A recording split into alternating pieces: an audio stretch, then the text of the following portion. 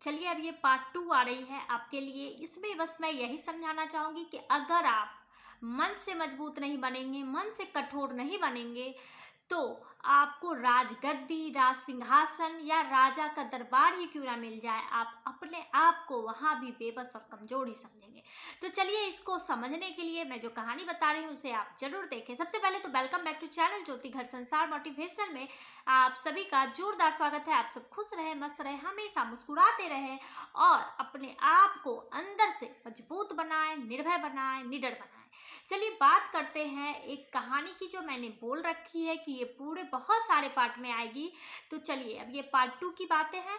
तो इसमें कहानी है चूहे से शेर और शेर से चूहे बनने तक की कहानी। बहुतों को ये कहानी पता होगी, लेकिन आज मैं इसका जो अर्थ बताने जाती हूँ उस पर भी आप गौर कीजिए। एक महात्मा थे, बहुत अच्छे, बहुत दयालु थे।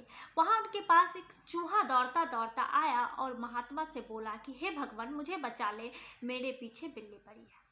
महात्मा दयालु थे इसलिए उन पे दया आ गई और उन्होंने उसे बिल्ली बना दी। फिर कुछ दिन बाद फिर वो बिल्ली डरी हुई आई कि हे भगवान मुझे बचा ले, क्योंकि मेरे पीछे शेर पड़ा हुआ है।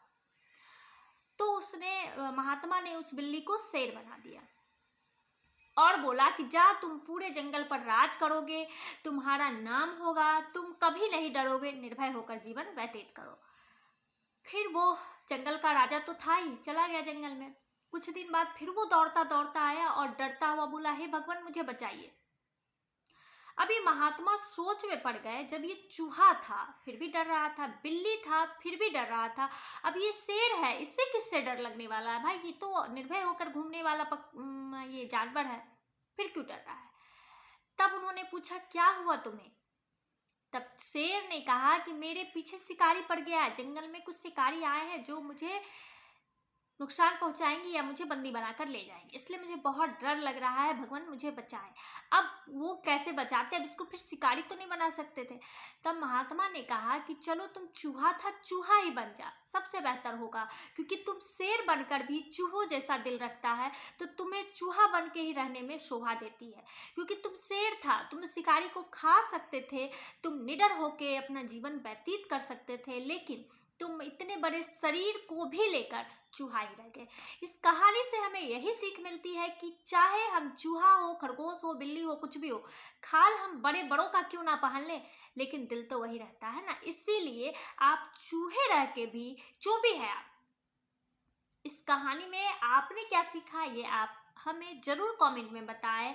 और मेरी राय यही है कि अगर हम अपने मन से डर को निकाल दें, किसी भी परिस्थिति में आगे बढ़ करके बिना डरे किसी भी परिस्थिति में आगे बढ़े, तो हम जरूर जरूर जरूर जीतते हैं।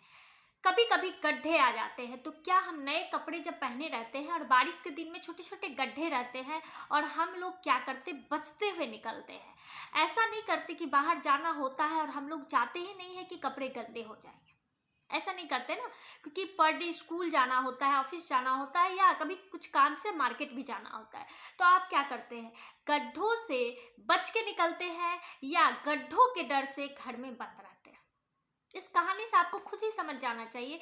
ये कहानी बहुत लोगों को पता होगी, लेकिन मैं बस आप लोगों को कुछ समझाने की कोशिश कर रही हूँ। इस कोशिश में कुछ कामयाब हो जाऊँ तो बहुत अच्छी बात है, वरना आप लोग खुद ही समझदार हो। तो आप इस कहानी से क्या सीखे जरूर कमेंट में बताइएगा। प्लीज़ मैं आपसे रिक्वेस्ट करती हूँ, आप लोग लाइक तो किया कीजिए, कमेंट में कुछ तो लिखिए, गंदी हूँ, बुरी हूँ, भद्दी हूँ, कुछ तो लिखें, तो समझ में तो आए कि आप लोग दिल से देख रहे हैं इसे। कुछ तो आपने जज किया, या मैं अच्छी बोलती हूँ तो आप वो भी लिख सकते हैं। सिर्फ बुरे कमेंट से तो कुछ होता नहीं है, लेकिन हाँ आप कर सकते हैं, आपको ये फ्रीडम मिली हुई है।